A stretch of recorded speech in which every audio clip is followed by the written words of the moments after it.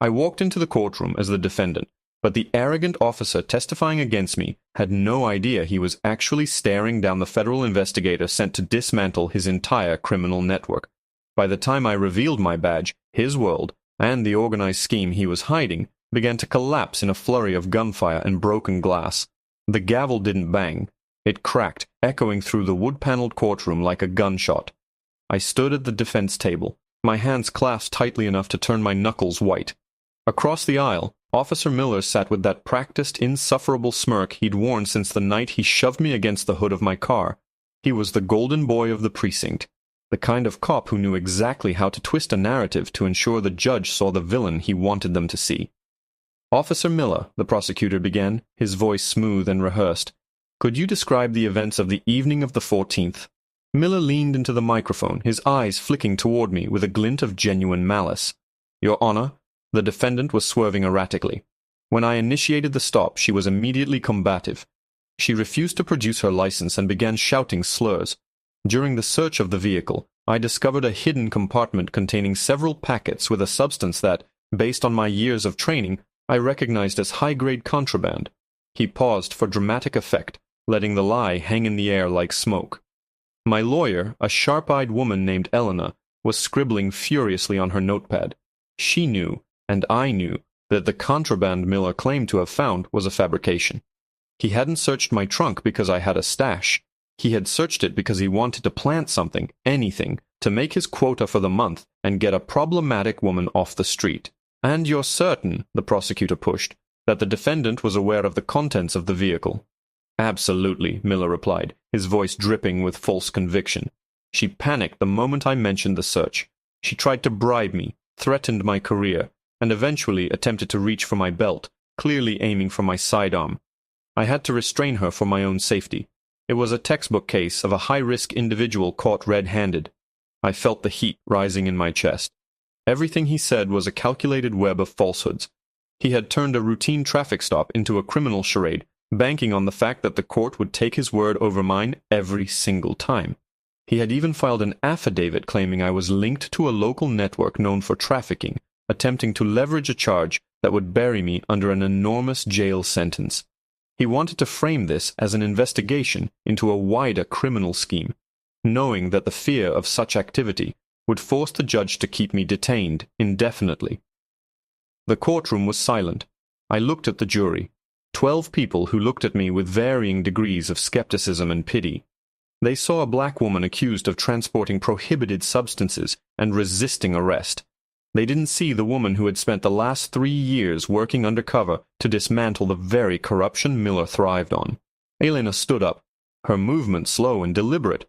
She walked to the center of the floor, not looking at Miller, but at the judge. "Your Honor, the defense would like to present a piece of evidence that seems to have been omitted from the officer's report. Specifically, the audio and visual footage from my client's own hidden dashcam. The one Officer Miller failed to mention was operating because he assumed a vehicle of this age wouldn't have such technology." Miller's smirk faltered. Just for a split second, a flicker of genuine fear crossed his eyes. He cleared his throat and leaned back. "That device was likely tampered with, Your Honor. Anything retrieved from it is inadmissible and frankly irrelevant given the weight of the physical evidence recovered from the trunk. The evidence," Elena countered, her voice ice-cold, "which has been sitting in an unsecured locker for 48 hours, under the exclusive supervision of the witness on the stand." The judge frowned, looking down at the clerk. "Officer Miller, if you swear on your oath that this evidence is untainted, we will proceed. But be warned, perjury is a serious offense." Miller didn't hesitate. "I stand by my testimony, Your Honor. The defendant is a criminal, and she's trying to manipulate this court to escape the consequences of her actions." Elena turned to me, a faint, encouraging nod. I stood up, adjusting my jacket. I walked toward the witness stand, Miller's eyes narrowing as I approached. He had no idea. He thought he was dealing with a civilian he could bully into silence. He thought he was just another day at the office. "Officer Miller," I said, my voice steady, projecting to every corner of the room. "You claimed I reached for your belt. You claimed I was part of a criminal syndicate. You claimed you found evidence of a serious crime." "I did," he spat, his bravado returning. "And the court will see that I'm right. I reached into my blazer and pulled out a small, heavy leather wallet. I opened it, revealing the gold shield that hadn't seen the light of day for 6 months. The courtroom went deathly silent. Miller's face drained of color, his mouth hanging open in a silent, horrified gasp. "My name is Agent Sarah Thorne," I said, my voice ringing out like a bell. "And I've been recording you since the moment you stepped out of your patrol car. Not just tonight, but for every single interaction you've had with my colleagues over the last month. But there's something you should know before we continue, officer. That dashcam footage isn't the only thing you failed to account for." I stepped closer to him, leaning in until I was inches from his face. "You didn't just lie to this court. You just handed me the evidence I need to dismantle your entire precinct from the inside out." Miller recoiled as if I had pressed a live wire to his forehead. The air in the courtroom became heavy, thick with the scent of stagnant anxiety. His hand twitched toward his holster out of sheer, panicked reflex, but the bailiffs were already moving, their boots thudding against the floorboards as they closed the distance between the gallery and the witness stand. The judge was hammering his gavel, his face turning a shade of purple I hadn't seen before, but the sound was drowned out by the sudden chaotic murmur of the public gallery. You're not," Miller stammered, his facade of the stoic lawman crumbling into a puddle of sweaty, frantic denial. "You're an imposter. You think a fake badge changes the fact that you had that prohibited material in your trunk. That's still a crime. You're trying to stage this." He turned to the judge, pleading, his voice cracking. "Your Honor, this is a stunt. She's trying to intimidate an officer of the law. Look at her. She's—" "Quiet," the judge barked, his voice booming over the chaos. "Officer Miller, you will sit down and remain silent until instructed otherwise. Bailiff, secure the witness stand. I want no one leaving this courtroom." I didn't blink. I kept my eyes locked on Miller. I knew the look of a cornered animal. I had spent years watching men just like him realize their world was folding in on them. He wasn't just worried about the lie. He was realizing that he had just committed a serious offense by giving false testimony under oath. And worse, he had just admitted to a high-ranking official that he had handled evidence improperly. I took a step back and signaled to my legal team. Elena pulled a small, ruggedized drive from her briefcase and held it up. "Your Honor, the prosecution is currently unaware of the contents of this drive, but the Office of Internal Affairs is already standing by in the hallway, as they have been for the duration of this trial. We were prepared for the possibility that the defendant would be forced to reveal her credentials prematurely." Miller's face went white. He knew what that meant. A formal review. A complete scrub of his professional history. Every stop, every search, every found packet of substance. It was all going to be audited by a department that didn't play by the rules of local precinct politics.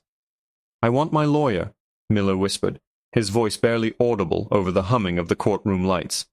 "It's a bit late for that, officer," I said, my voice cold. "But you're welcome to try. The problem you're facing isn't just about the perjury. You see, the packets you claim to have found in my car, they were chemically treated with a tracer dye that only reacts when handled by skin that has come into contact with specific, restricted compounds. If you had opened those packages, as you claimed in your report, your hands would be glowing under a UV light right now." I motioned to the bailiff. "Check his hands." The room seemed to stop rotating. Miller pulled his hands away, hiding them under the wooden ledge of the stand, but the bailiff was faster. He gripped Miller's wrists, forcing them up. Miller fought back, a desperate, pathetic struggle that saw him knocked back into his chair. The bailiff pulled a small portable UV torch from his belt and clicked it on. The blue light hit Miller's palms, and the entire courtroom gasped. His skin was stained with a neon-luminescent residue that clung to his fingers like a neon tattoo.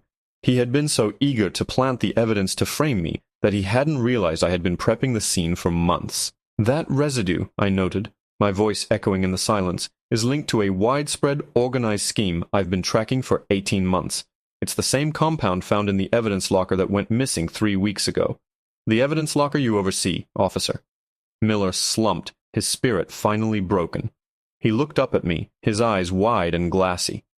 "You don't know who you're dealing with," he whispered, a desperate, terrifying warning. "You think you're the one pulling the strings. You're just a target. They told me you were coming, but they didn't say you were this stupid." My blood ran cold.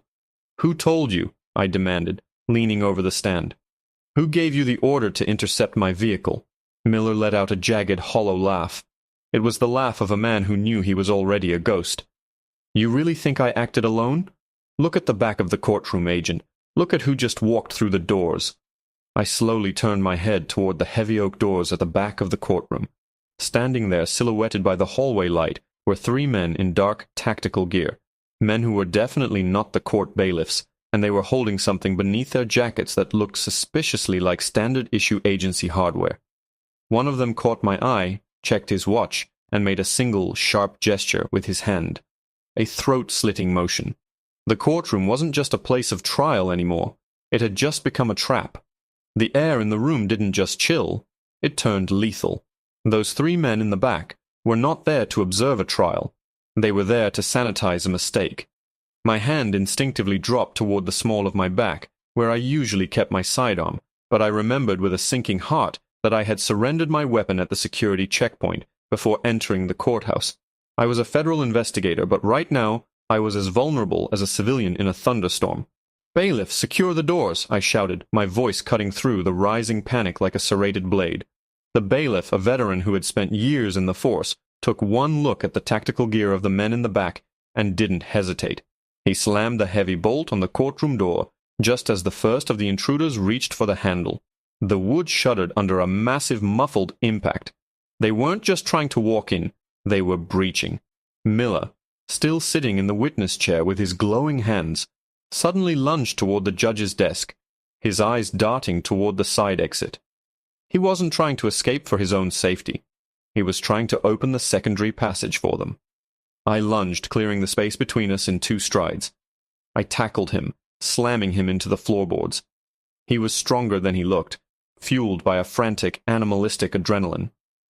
"Who are they, Miller?" I hissed, pinning his arm behind his back. "If they get in here, you're the first one they'll silence. You're a liability now." He wheezed, his face mashed against the carpet. "You don't understand," he choked out. "They aren't here for the evidence. They're here to make sure you don't make it to the debriefing. The organization, they have people in the internal division. They knew you were coming before you even crossed the county line." The floorboards groaned as the door to the courtroom took another hit. A crack appeared in the thick oak, splintering under the weight of the brute force. People in the gallery were screaming, diving under the mahogany pews. The judge had abandoned his bench, crouching behind the clerk's partition, shouting into a landline phone that was clearly dead. "Eleanor," I yelled toward the defense table, "get the drive. If they get to us, that information needs to be transmitted remotely now." Eleanor was already typing, her fingers flying across her laptop keys. "The encryption is too heavy, Sarah. I need a direct hardline to the secure server, and the building's Wi-Fi has been jammed." The jammer explained why my own internal comms unit was emitting nothing but static. We were in a digital dead zone. I looked around the room, desperate for a way to turn the tide. My eyes landed on the bailiff's utility belt, specifically the heavy-duty radio that was still functional because it operated on a localized, hardwired frequency. "Get that radio," I ordered the bailiff, who was standing frozen by the door. He didn't move fast enough. The door finally gave way with a deafening crack, the frame splintering into tooth-like shards. The men in tactical gear poured in, moving with the precision of a trained unit. They didn't look like radicals. They looked like a surgical team. The leader of the group raised a suppressed weapon, not an illegal firearm, but a professional-grade tactical tool, and leveled it at the room. "Agent Thorne," the leader called out, his voice modulated and flat. "Step away from the officer. You're in way over your head." I stood up slowly, putting my hands where they could see them, shielding Elena behind me. Miller was still cowering on the floor, shaking. The leader walked toward me, stepping over the debris of the door. He wasn't looking at the judge, or the jury, or the chaos around him. He was looking only at me, with a cold, detached professionalism that made my blood run cold. "The Internal Affairs Office isn't coming," he said, his voice devoid of emotion. "They were informed that you were a Rouge agent acting on personal grievances. By the time anyone realizes what's actually happening in this building, you'll be long gone, and the records will show a tragic shootout caused by your own mental instability." He reached into his vest, pulling out a set of zip ties. "Last chance to come quietly? We'd prefer not to ruin the carpet."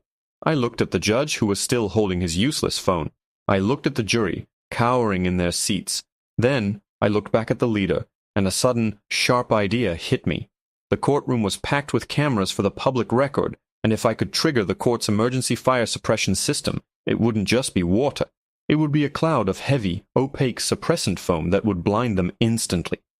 I reached behind me, my fingers brushing against the heavy, ornate brass handle of the judge's emergency alarm box, hidden behind the decorative trim of the bench. "You think you've won," I said, smiling for the first time since the trial started. "You've spent so much time cleaning up. You forgot one thing. I'm the one who designed the protocols for this facility." My hand closed over the alarm switch, and I ripped it backward, triggering a deafening, piercing klaxon that shrieked through the room. The ceiling sprinklers erupted, but it wasn't water that poured down. It was a thick industrial chemical fire retardant that turned the entire room into a blinding, white abyss. The leader cursed as the foam hit them, obscuring his vision. In the sudden, chaotic whiteout, I lunged forward, grabbing the nearest heavy object, the bailiff's metal heavy-duty chair, and swung it with everything I had. But just as the chair connected with something solid, I felt a sharp, burning sting in my shoulder, and the floor rushed up to meet me. Everything went black, but just before I lost consciousness, I heard the heavy, rhythmic thud of combat boots echoing not from the door, but from the vents above. Someone else had just entered the room, and judging by the panic in the intruder's voice, they weren't on his side. The sting in my shoulder was sharp, but the adrenaline coursing through my veins turned the pain into a distant, muffled hum. As the fire suppressant foam filled the courtroom like a suffocating white fog, the tactical team's precision evaporated into chaotic shouting.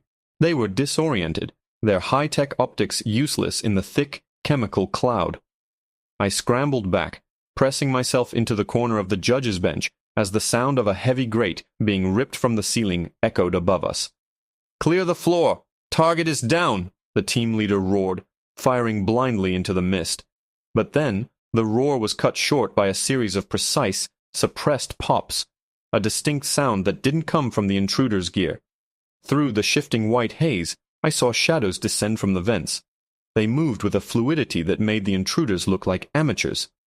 These weren't just tactical units, they were the agency's elite quick reaction force, the ones I had been praying would intercept the silent alarm I tripped before the trial even began. My team hadn't been waiting in the hallway. They had been waiting for the exact moment the local corruption felt secure enough to expose themselves. "Drop the weapons, Federal Service. Drop them now." The skirmish was short, brutal, and efficient. The intruders, caught in the crossfire of the fire suppression system and an elite ambush, were disarmed and pinned to the courtroom floor within seconds. I pushed myself up, my shoulder throbbing as I caught sight of Eleanor, who had managed to crawl to safety behind the stenographer's desk. She clutched the encrypted drive to her chest like a lifeline. The fog began to clear as the ventilation system switched to high exhaust mode. The sight that greeted us was one of utter devastation. The courtroom, once a bastion of order, was now a wreckage of shattered wood, overturned furniture, and neon-stained foam. Miller, the officer who had tried to bury me in lies, was curled into a fetal position near the defense table, weeping openly as the agent secured him with real, steel handcuffs that held far more weight than the zip ties he had tried to use on me. One of the agents, a man I recognized as my direct supervisor, stepped through the remnants of the doorway. He didn't look at the carnage, he walked straight to me. He reached out, helping me to my feet, while the medical team scrambled into the room to tend to the wounded. "You took your sweet time, Marcus," I said, wincing as the medic applied a pressure bandage to my shoulder.